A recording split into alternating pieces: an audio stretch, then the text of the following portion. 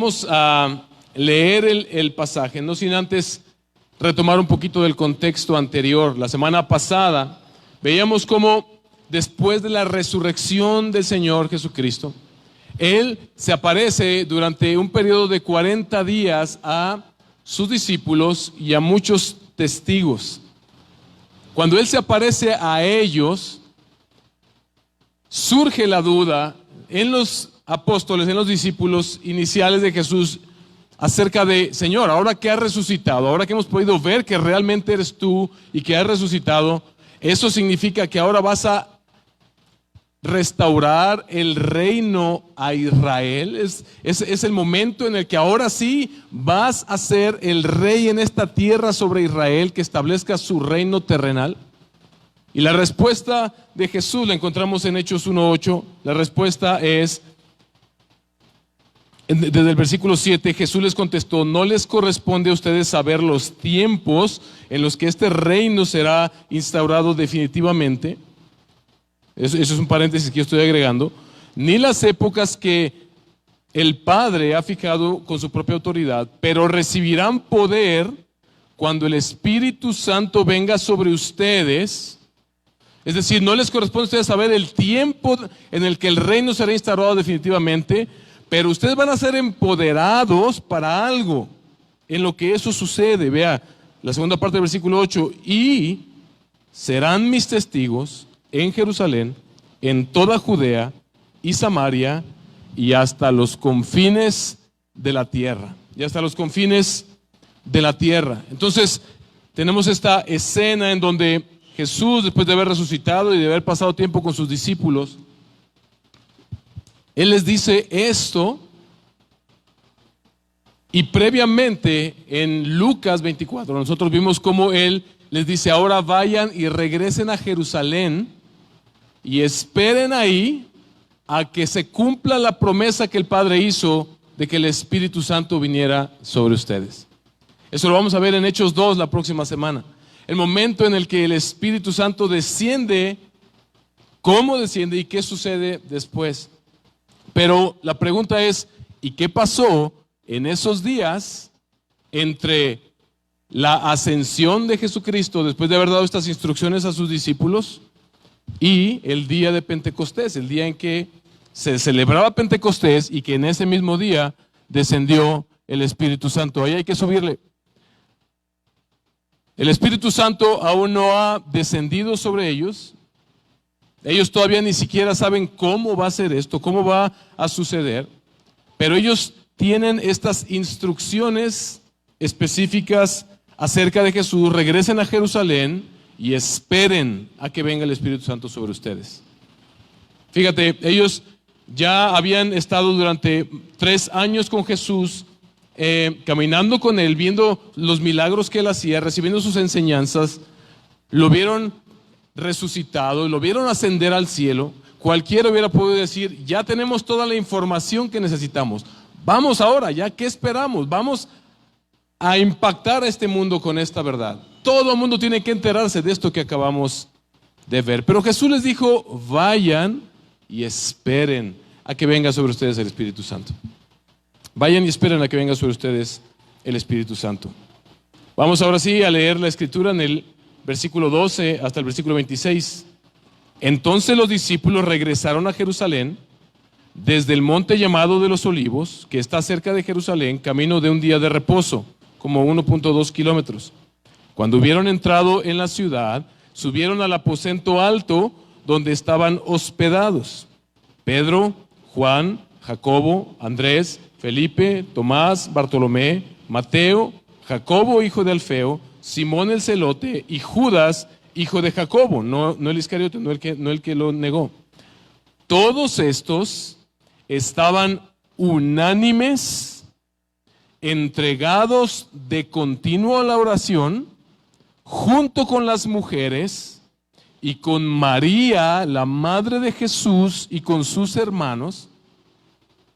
Por este tiempo, un grupo de 120 personas estaba reunido allí, y Pedro se puso de pie en medio de los hermanos y dijo: hermanos, tenía que cumplirse la escritura en que por boca de David el Espíritu Santo predijo acerca de Judas, el que se hizo guía de los que aprendieron a Jesús, porque Judas era contado entre nosotros y recibió parte en este ministerio.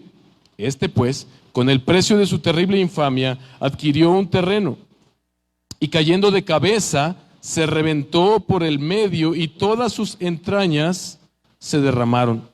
Esto llegó al conocimiento de todos los que habitaban en Jerusalén, de manera que aquel terreno se llamó en su propia lengua Acéldama, es decir, campo de sangre. Pues en el libro de los Salmos está escrito que sea hecha desierta su morada y no haya quien habite en ella, y que otro tome su cargo.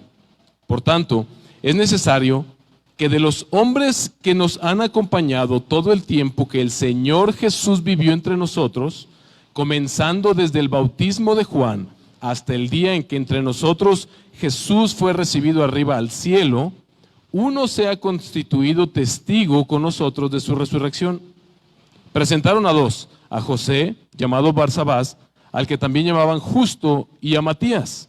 Después de orar, dijeron: Tú, Señor, que conoces el corazón de todos, muéstranos a cuál de estos dos has escogido para ocupar este ministerio y apostolado, del cual Judas se desvió para irse al lugar que le correspondía. Echaron suertes, y la suerte cayó sobre Matías, y fue contado con los 11 apóstoles. Y fue contado con los 11 apóstoles. Algo que quiero que usted pueda notar, o espero que haya notado, y si no es lo que vamos a disertar hoy.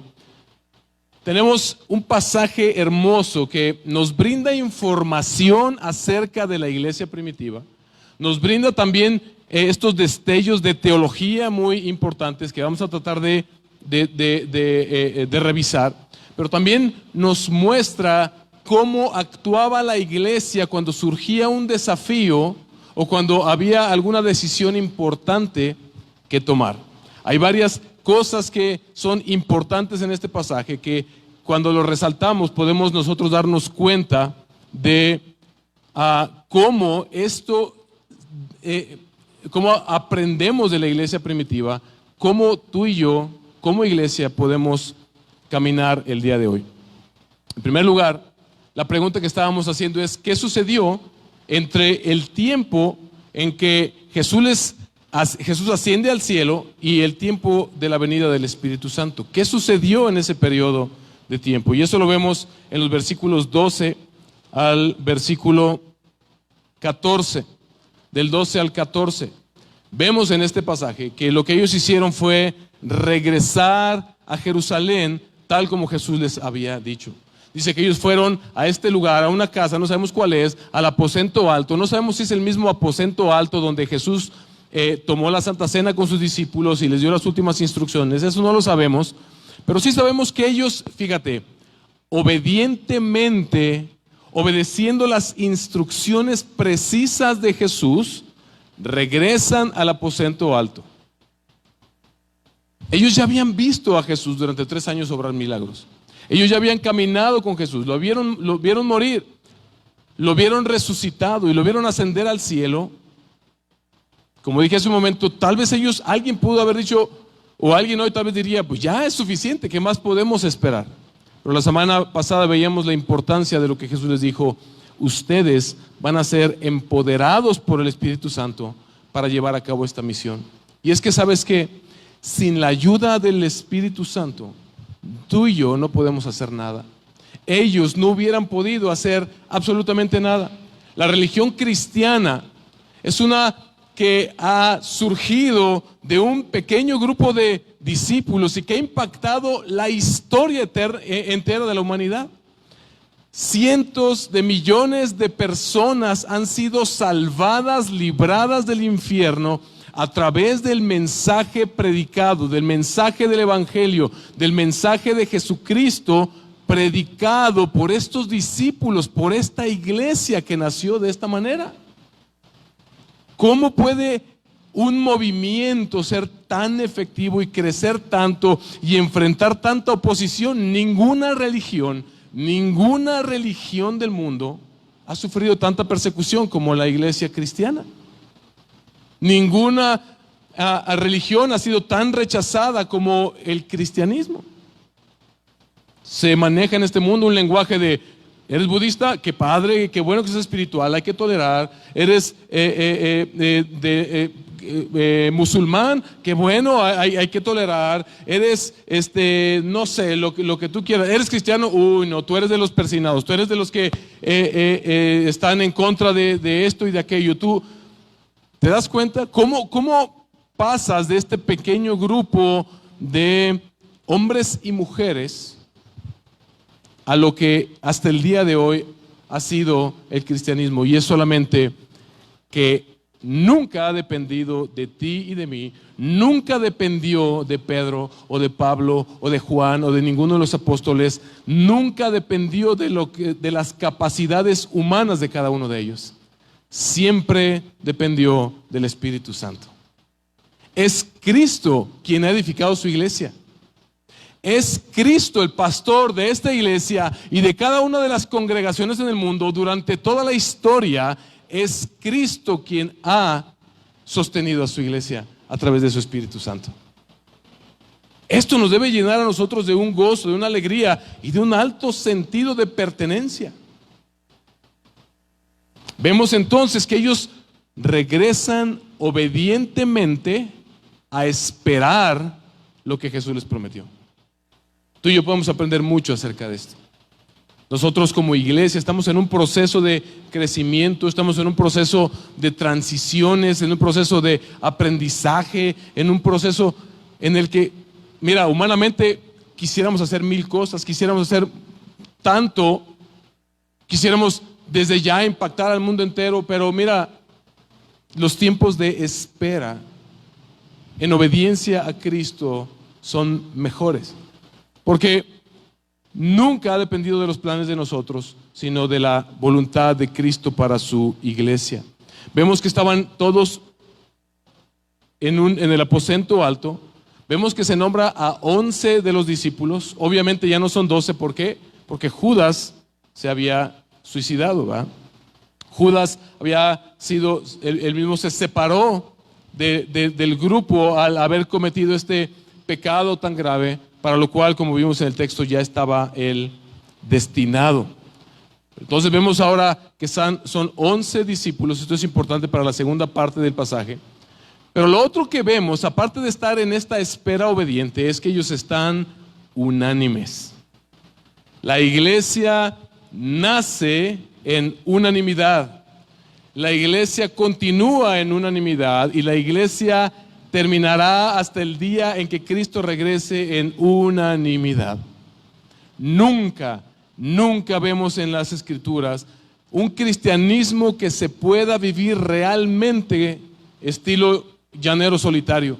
Yo no necesito a mis hermanos, yo no necesito a nadie, yo no necesito de la iglesia, no necesito de las hermanas y de los hermanos de la congregación. Esto es una mentira, porque vemos que la iglesia siempre nació de un grupo que siempre han permanecido unánimes y han continuado unánimes hasta el día de hoy. Esta unanimidad es una unanimidad que va más allá de simplemente estar de acuerdo en algo. Si tú perteneces, por ejemplo, a un equipo de fútbol o de básquetbol, pueden ponerse de acuerdo en que quieren ganar y en una estrategia para ganar el partido. Si tú perteneces a un partido político, por ejemplo, pueden estar de acuerdo en ciertas ideas políticas, pero esta unanimidad era algo que notoriamente, y conforme avancemos en el libro de Hechos, vamos a ver que iba mucho más allá de estar simplemente de acuerdo con algo a nivel intelectual. Otra cosa importante que vemos es que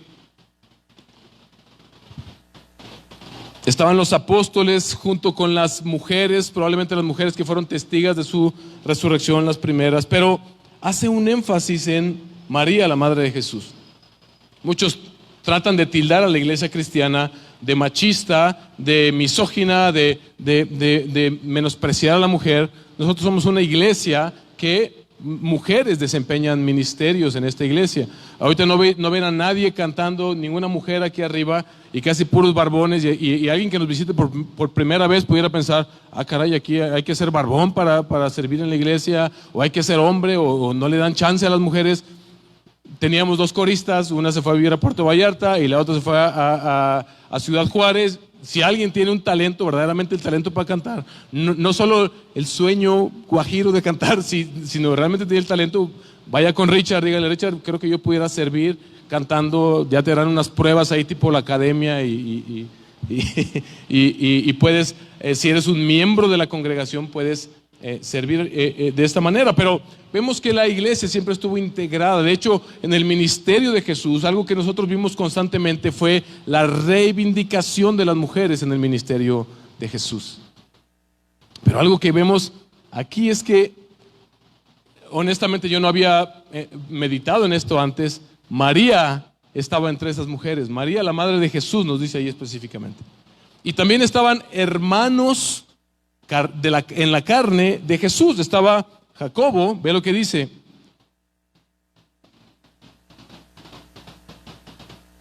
Estaban Juan, Jacobo y Andrés, Felipe y Tomás, Bartolomé y Mateo, Jacobo hijo de Alfeo, Simón el celote y Judas el hijo de Jacobo, todos unánimes juntos.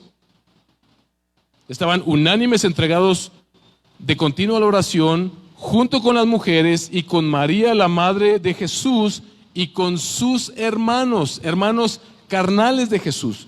Si ustedes recuerdan, en los evangelios se nos narra que al principio su madre y sus hermanos no creían en el ministerio de Jesús. Hay un pasaje precioso donde él está predicando y toda la gente está ahí, llegan su madre y sus hermanos y Jesús casi ya no estás haciendo el ridículo, porfa, ya vente, ya vámonos, ¿no? Pero parece que después de su resurrección, ellos se entregan por completo, los hermanos de Jesús, a él. Y María, que siempre estuvo acompañando el ministerio de Jesús, qué increíble que ahora continúa. María es la última vez que se menciona en la Biblia, pero María es parte de la iglesia que nace.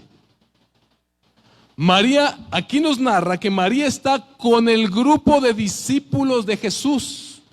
María es parte de la iglesia que nace para proclamar el evangelio, y no solo eso, María está con la iglesia, unánime con la iglesia, orando a su hijo. ¿Qué dice aquí? Todos estos estaban unánimes, entregados de continuo a la oración, junto con las mujeres y con María, la madre de Jesús. Yo siempre he dicho que tú y yo tenemos muchísimo que agradecer al Señor por María, la madre de Jesús. Mucho que aprender de María. María es alguien a quien Dios le ha dado este privilegio, salve, muy favorecida. Ninguna mujer ha sido tan favorecida como ella, y nosotros debemos honrar lo que Dios hizo en ella. Pero vemos que María, de hecho, está orando a Jesús. No le está dando órdenes a Jesús. No le está dando instrucciones a Jesús. Ella está sumisa junto con todos los demás discípulos, perteneciendo a la iglesia, orando a Jesús. Y qué mejor muestra de un verdadero cristianismo podemos encontrar que en María. Vemos que ellos estaban entregados de continuo a la oración. ¿Qué es de continuo? Todo el tiempo. Todo el tiempo estaban orando. Oraban tal vez al despertar, al dormir, por cada uno de los alimentos. Oraban tal vez por la incertidumbre de qué va a suceder. Oraban tal vez buscando la voluntad del Señor. Dice que estaban de continuo orando. Hermanos, la iglesia y el cristiano no pueden vivir sin oración. Simplemente no se puede. Hermanos, dice el pastor John Piper, la oración es para el cristiano como el oxígeno para los pulmones. Vivir una vida independiente de la oración, vivir una vida carente, seca de oración, hermanos, es soberbia. Porque lo que tú y yo estamos diciendo cuando no oramos es: yo no necesito a Dios, yo tengo todo bajo control. Yo no necesito la guianza del Espíritu Santo. Yo no necesito el poder del Espíritu Santo para mi vida. Yo tengo el control de las cosas. Yo puedo hacer las cosas bien. Pero lo que vemos aquí es que ellos estaban entregados de continuo a la oración. Esto también es algo que vamos a retomar al final, que es sumamente importante. Otra cosa que vemos es que la iglesia primitiva escudriñaba las Escrituras. No estaban ellos como diciendo, mira, Jesús dijo que fuéramos, que esperáramos a que viniera el Espíritu Santo sobre nosotros, así que pues aquí estoy. Mientras hay que chutarnos unas películas, ver qué podemos hacer, hay que jugar un poco, el Señor no está haciendo nada. No, vemos que ellos estaban escudriñando las Escrituras. ¿Y cómo lo sabemos? Por lo que vemos en el versículo 16. Ve lo que dice versículo 15 y 16. Por este tiempo, un grupo como de 120 personas estaban reunidos allí, y Pedro se puso de pie en medio de los hermanos y dijo, escucha esto, hermanos, tenía que cumplirse la escritura en que por boca de David el Espíritu Santo predijo acerca de Judas, el que se hizo guía de los que prendieron a Jesús. Ahora, a más de uno ya le brincó la pregunta, a ver, pastor, tú la semana pasada dijiste que era una docenita de discípulos, y ahora aquí dice que son 120. A ver, ¿cómo está ahí el asunto?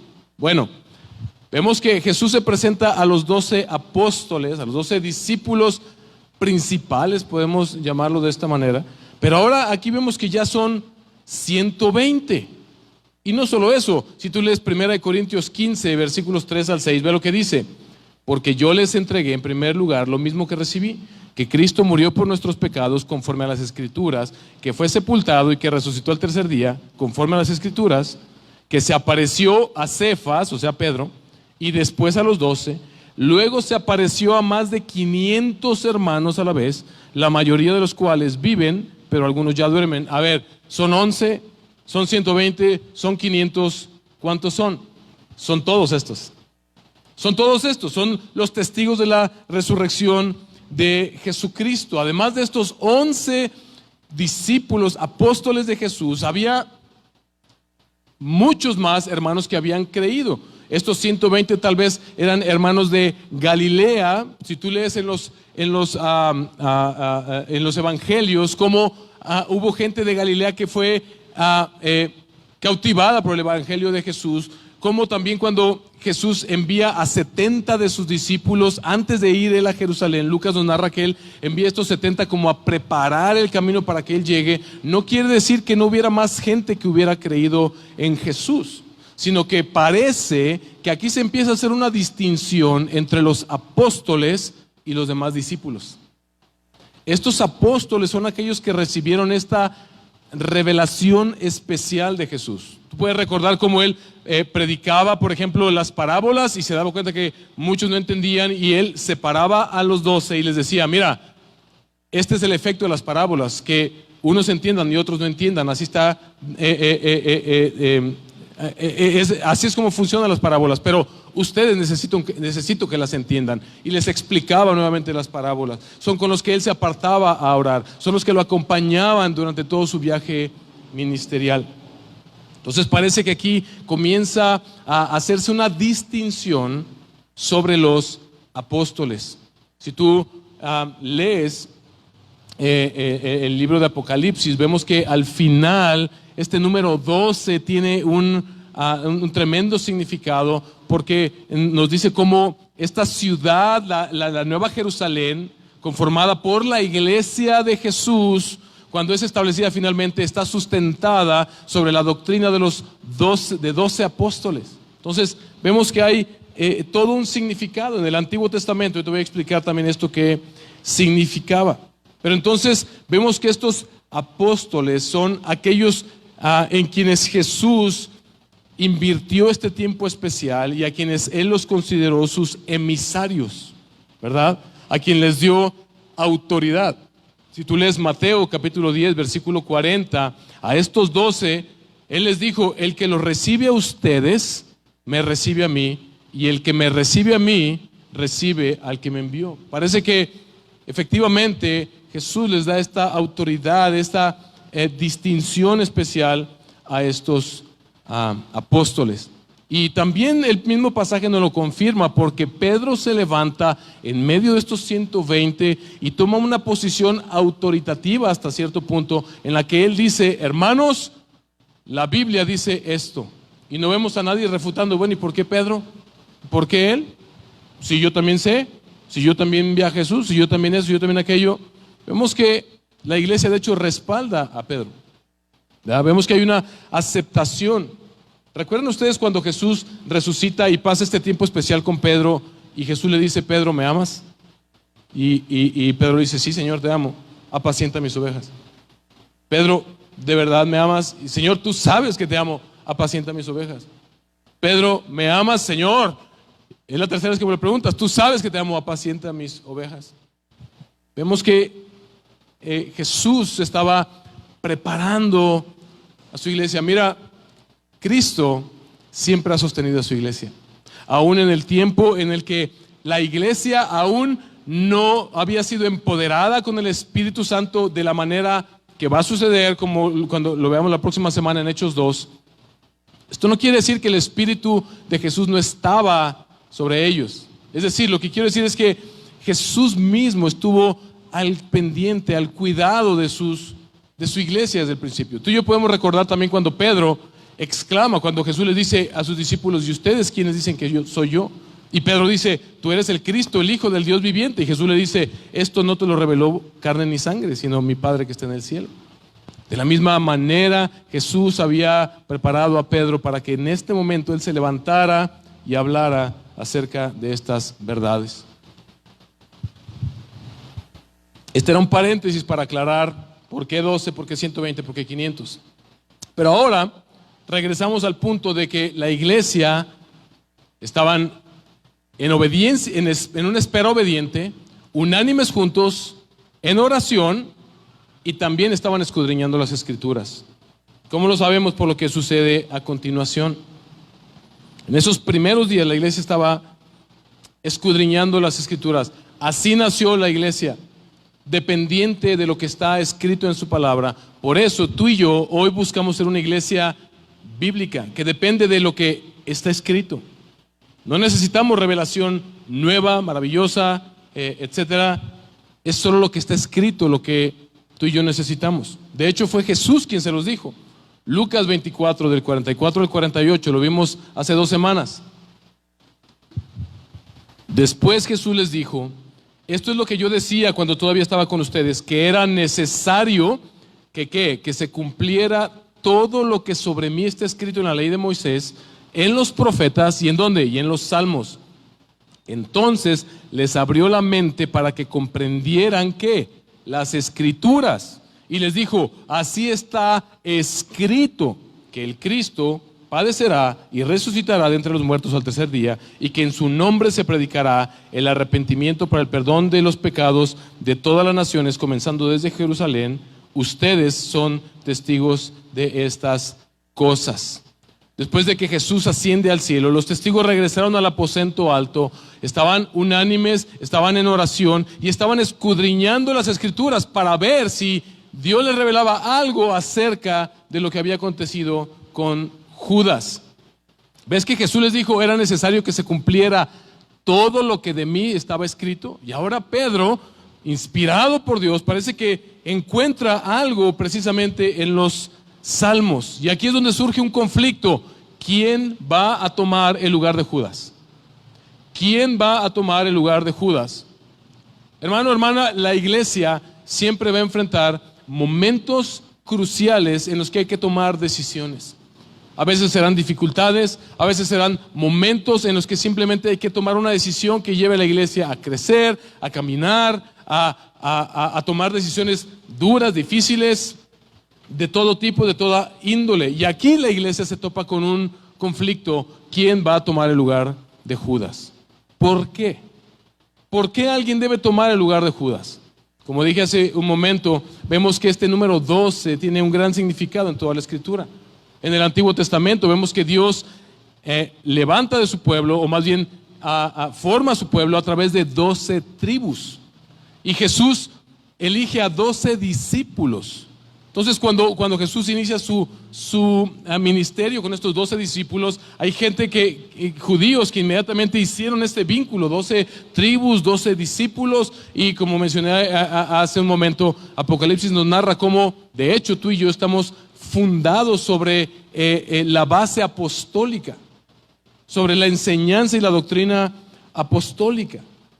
Entonces, parece que Pedro, inspirado por el Señor, se da cuenta de que Judas, el apóstol que traicionó a Jesús, debe ser sustituido. Pero esto no se lo inventa Pedro. Él dice que lo descubre, él lo encuentra ¿en dónde? En las Escrituras. Ve lo que dice. Pedro se le pone de pie en medio de los hermanos y les dijo, versículo 16, tenía que cumplirse la Escritura en que por boca de David el Espíritu Santo predijo. Ve lo que está diciendo Pedro, el Espíritu Santo ya había predicho lo que sucedería con Judas, el que se hizo guía de los que prendieron a Jesús. Él está diciendo, hermanos, aquí está en la Escritura, ya estaba predicho que esto sucediera. Él hace lo que se llama en predicación una conexión con el Evangelio. Él conecta el Salmo 69, 25 y el Salmo 109, 8. El Salmo 69, 25, ve lo que dice, sea desolado su campamento, y ahí mismo él lo menciona, y nadie habite en sus tiendas. Este es un salmo que escribió el rey David, pidiendo él ser defendido de sus enemigos y pidiendo que esto sucediera con sus enemigos que lo habían traicionado. Pedro, inspirado por Dios, hace este vínculo. Es él el que dice, mira, aquí se está cumpliendo esto. Así como estos hombres habían traicionado y eran enemigos del rey David, que si tú recuerdas, el rey David es un tipo de Cristo, un tipo de Cristo. Muchos de los salmos que David escribió son considerados salmos proféticos. El pueblo de Israel en el Antiguo Testamento, ellos pensaban que era el rey David el Mesías escogido, hasta que empieza la decadencia por su pecado y se dan cuenta que no era él, pero vemos que era un tipo de aquel que habría de venir. Y Pedro hace esta conexión y dice, Judas es el enemigo de Jesús, el enemigo del Mesías, el traidor del Mesías que está cumpliendo. Es decir, Pedro está diciendo, David, la situación que le ocurrió a David con sus enemigos, con sus detractores, era un anuncio de lo que sucedería con Jesús en algún momento, que uno de sus discípulos lo traicionaría. Y entonces él cita este salmo. También vemos que él hace otra conexión en el Salmo 109.8, donde dice, sean pocos sus días y que otro tome su cargo. Pedro, otra vez inspirado por el Espíritu de Dios, viene y interpreta las Escrituras de esta manera.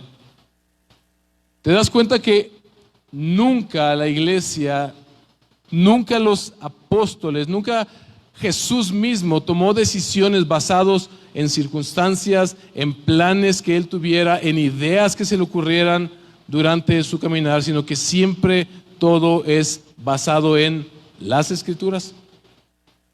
Y entonces, ahora que Pedro dice, esto tendría que haber sucedido con Judas y ya estaba predicho en las Escrituras, y su sustitución también estaba predicha en las Escrituras, dice, ahora nos toca a nosotros como iglesia encontrar el sustituto de Judas, el apóstol que sustituya a Judas.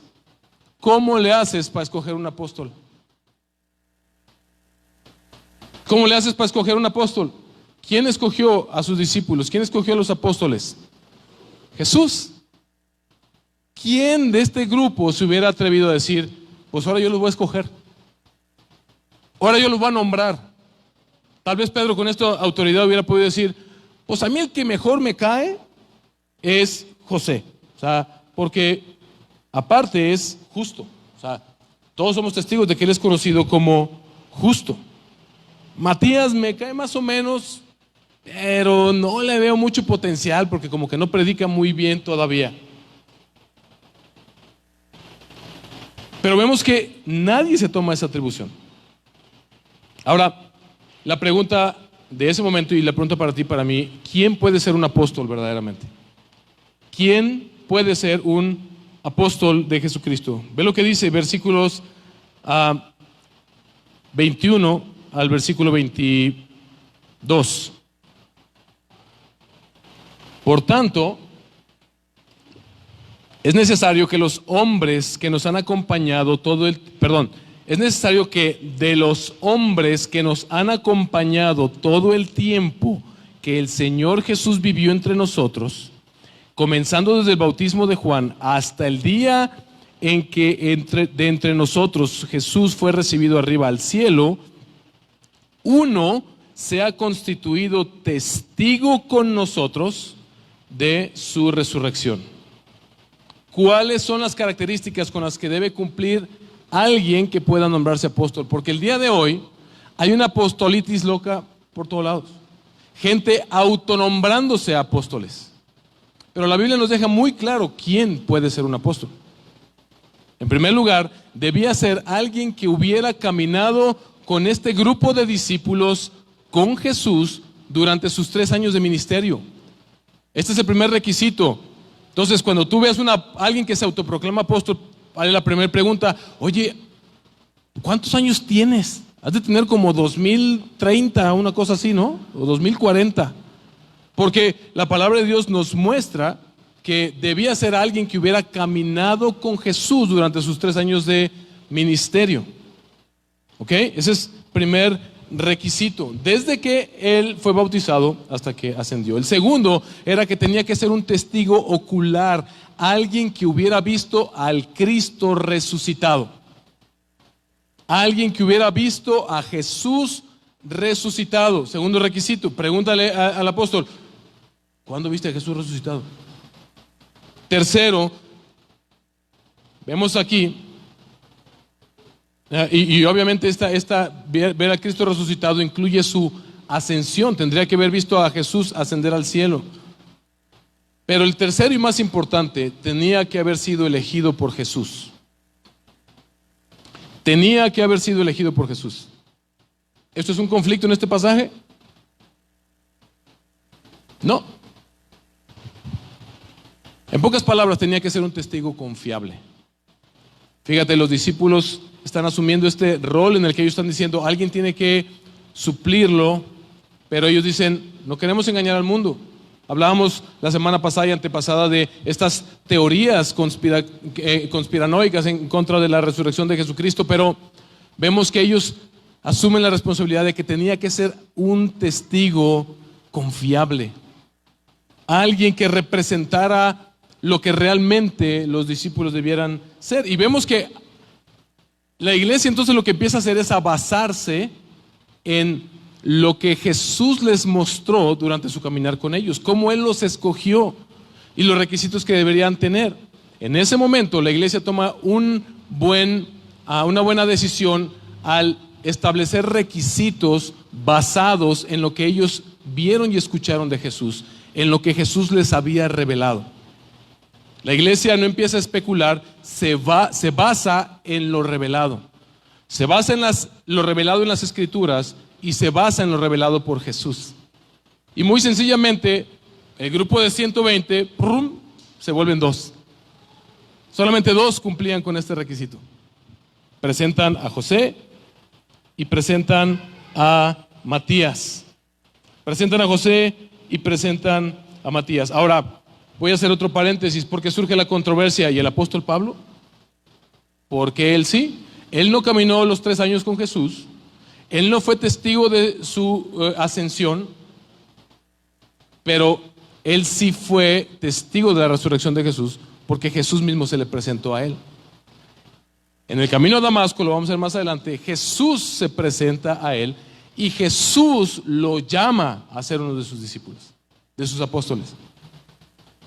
Y no solo eso, el apóstol Pablo, cuando él dice de su apostolado, él dice: y yo como un abortivo, dice, es decir, yo no merecía haber sido un apóstol. Si Pablo hubiera estado entre este grupo de 120, tal vez hubiera dicho, no, a mí ni me tomen en cuenta, yo no cumplo con esos requisitos. Pero viene Jesús y lo llama de manera personal. Y entonces es Jesús quien escogió al apóstol Pablo para ser uno de sus apóstoles. Y no solo eso, le da la instrucción de que pase cierto tiempo en cierto lugar y que después de ahí vaya ¿a dónde? Vaya con los discípulos a Jerusalén. Y dice, y ellos te van a confirmar. Y fueron los discípulos de Jesús, los apóstoles, los que confirmaron el llamado de Pablo. Entonces, cuando un apóstol se te acerque, pues hazle todas estas preguntas. Porque él te va a decir, no, pues Pablo no cumplía con todas, no, pero a Pablo se le apareció Cristo y a Pablo lo confirmaron los demás apóstoles. Vamos a suponer que se te haya aparecido Cristo, que tú digas que tuviste una visión, una teofanía, ok. ¿Te confirmaron los demás apóstoles? Porque yo, hasta donde yo sé, están bien muertos todos. Así que muy claramente vemos en las Escrituras quién podía ser un apóstol. Pero hermanos, la iglesia siempre se ha enfrentado con este tipo de desafíos. La iglesia siempre ha tenido que tomar decisiones importantes para la gloria de Dios y para el avance de su reino. Y tú y yo aprendemos mucho de lo que la iglesia primitiva hizo en este tiempo. Entonces, ahora que ya tienen a estos dos hombres que cumplían con las características, versículo 24, después de orar, otra vez la oración. ¿Cómo toma decisión en la iglesia? Oran. Hermanos, porque no era la iglesia de Pedro. Esta no es la iglesia del pastor Jorge. Esta no es la iglesia del pastor Emanuel. Esta es la iglesia de Cristo. Entonces ellos oran porque buscan la voluntad de aquel que es la cabeza de la iglesia, que dio su vida por la iglesia, que regresará por su iglesia y a quienes y que es el amo de la iglesia que él le encomendó a estos discípulos, a estos apóstoles. Dice que entonces hacen esta selección basados en lo revelado. Número 1, se basan en lo que Cristo les reveló, en lo que las Escrituras les había revelado. Número 2, oran. Hermanos, nosotros tenemos oración todos los viernes a las 8 de la mañana. No los quiero hacer sentir mal, pero espero que se sientan muy mal de saber que venimos siempre 3 o 4 personas. La iglesia necesitamos orar. ¿Por qué? Porque no podemos hacer nosotros cumplir la misión que Dios nos ha encomendado en esta ciudad, en este estado, en este país, en este mundo, sin la dependencia del Señor. Oramos porque dependemos de Él, no para subir nuestro nivel de espiritualidad, de super saiyajin espiritual cristiano. Oramos porque necesitamos la dirección del Señor. Después de orar, dijeron, tú Señor, otra vez, tú Señor, que conoces el corazón de todos, muéstranos cuál de estos dos has escogido. ¿Se dan cuenta que les dije que no es un problema que Jesús escogió? Porque ellos están orando para que Dios les muestre a quién Jesús había escogido. ¿A quién has escogido tú, Señor? ¿Quién es el que tú quieres que sea este discípulo? La iglesia no se basa en pragmatismos. La iglesia no se basa en, pues este tiene la capacidad de hablar, este tiene la capacidad de hacer estas cosas, este me cae bien, este me conviene, No, la iglesia siempre busca en oración la voluntad de Dios. La voluntad de Dios. Muéstranos a cuál de estos dos has escogido para ocupar este ministerio y apostolado del cual Judas se desvió para irse al lugar que le correspondía. ¿Cuál es el lugar que le correspondía a Judas? No lo sabemos, muy probablemente el infierno. Pero Dios es tan bueno que no sé. Él fue predestinado para hacer esto. No sé dónde está, pero hay un lugar que le corresponde. Y luego, ¿cómo lo elige Jesús a este apóstol? 26, echaron suertes, lanzaron la moneda y la suerte cayó sobre Matías y fue contado con los 11 apóstoles. La palabra de Dios nos dice que el hombre puede lanzar, voy a parafrasear, el hombre puede lanzar la moneda, pero el resultado es del Señor. El hombre puede probar la suerte, pero el resultado está definido por Dios. Ahora, ¿vamos nosotros a lanzar una moneda cada vez que tengamos que tomar una decisión? Acuérdate que el Espíritu Santo no había sido derramado sobre todos y cada uno de los discípulos hasta este momento. En el Antiguo Testamento podemos encontrar una práctica de los sacerdotes. Cuando ellos tenían que tomar una decisión entre dos, el Urim y el Tumim, ellos lanzaban una especie de moneda, que Urim y Tumim de un lado y del otro, que cuando caía les mostraba a ellos la voluntad de Dios. ¿Quiere decir esto que dependemos de la suerte? No, quiere decir que ellos estaban ante dos opciones y no sabían cuál era la voluntad precisa del Señor, así que ellos confiaban no en la moneda, no en una suerte etérea, sino decían: Señor, pues no nos ha revelado, no ha caído ningún rayo de luz sobre ninguno, vamos a lanzar esta moneda y el resultado te lo dejamos a ti. Ellos confiaban en que Dios les mostraría el resultado. ¿Se entiende? No es confianza en la suerte, no es boleto de la lotería, no sé, necesitamos alguien que ocupe un ministerio en la iglesia. Pues hay dos que quieren, pues lanza una moneda, águila o sol. No. Hoy tú y yo tenemos al Espíritu Santo que nos guía, pero también lo que la iglesia estaba haciendo era buscar la voluntad de Dios a través de lanzar esa moneda. Desde el comienzo, dice que echaron suertes, realmente no sabemos si fue una moneda. Es la manera más fácil de ejemplificarlo para ustedes. Pero, hermanos, ¿qué aprendemos de la iglesia primitiva? ¿Qué aprendemos de la iglesia primitiva en este periodo cuando el Espíritu Santo aún no había sido derramado sobre todos ellos? Desde el comienzo, el libro de Hechos nos da estos destellos de cómo era la vida de la iglesia primitiva en esta pureza original. Vemos que ellos eran obedientes a lo que Cristo les había mandado. Hermanos, nuestra oración es que esta sea una característica de esta congregación: obedientes a las palabras de Cristo. ¿Yo por qué voy a ir si nomás porque dice el pastor? ¿Y yo por qué nomás porque mi líder me dijo esto? ¿Y por qué? Mira, olvídate, obedientes a las palabras de Cristo. Si alguien en esta congregación un día quiere guiarte a lo que no son las palabras de Cristo, por supuesto no lo obedezcas, pero mientras nosotros nos estemos basando en lo que Cristo dice, tú pon atención a las palabras de Cristo y haz lo que Cristo te manda hacer. Obedientes al mandato de Cristo. Hermanos, Cristo ha estado instruyendo a su iglesia todo el tiempo. Su palabra, sus palabras son nuestra guía. Vemos que este grupo de discípulos se guiaron por lo que Jesús les había mostrado y por lo que las Escrituras les revelaban. Hermanos, aprendemos de la iglesia primitiva esta unanimidad que, como dije hace un momento, va más allá que una unión por conveniencia. Nos une a ti y a mí la sangre de Cristo Jesús. ¿Se dieron cuenta que Pedro los llama por primera vez hermanos? ¿Se dieron cuenta que Pedro se levanta y dice: varones, hermanos?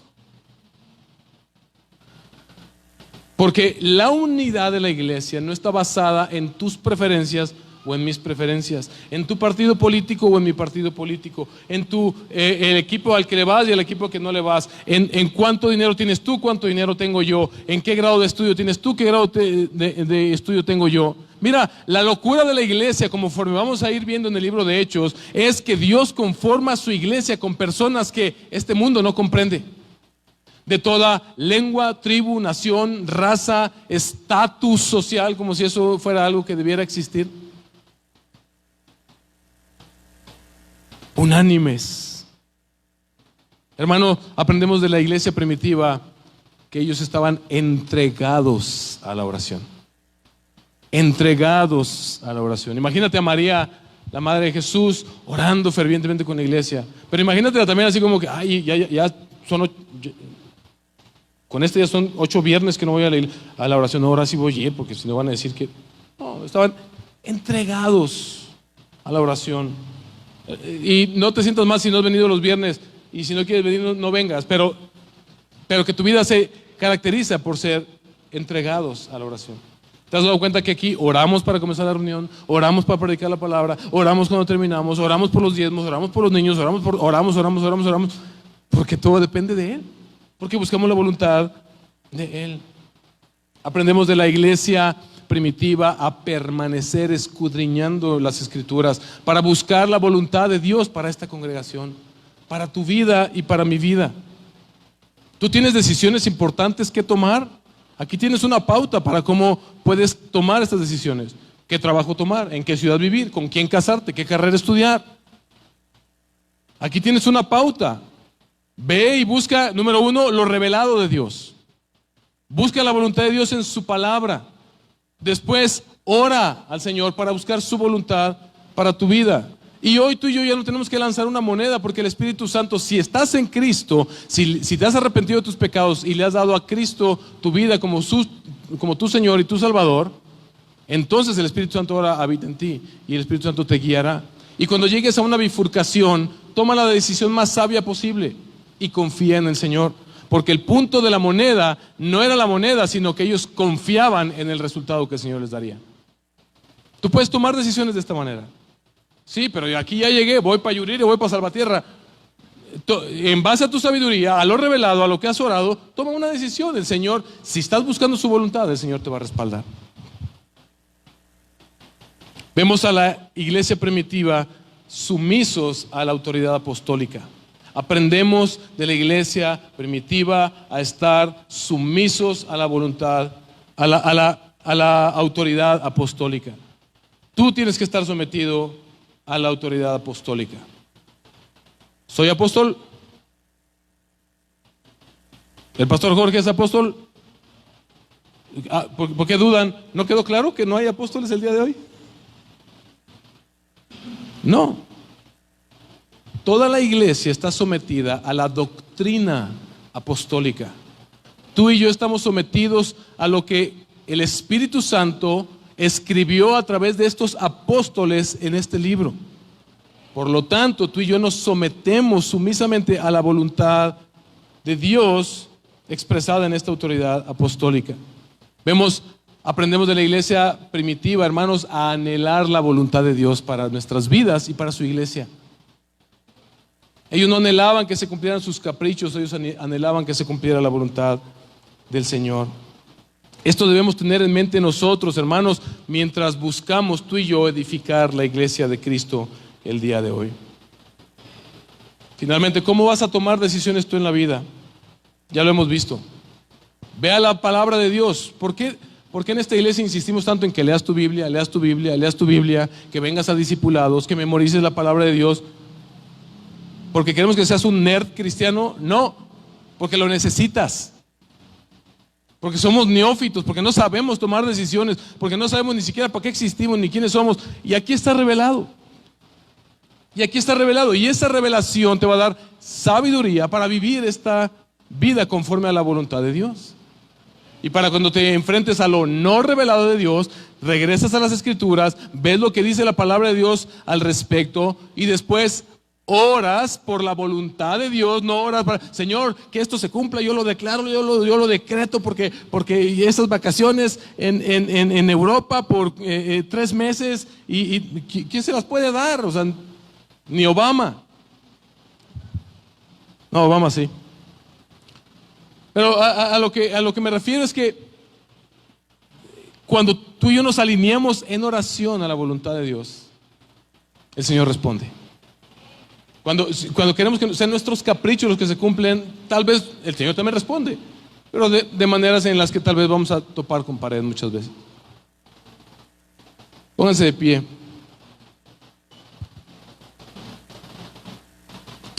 Oramos y después, hermanos, confiamos en Dios.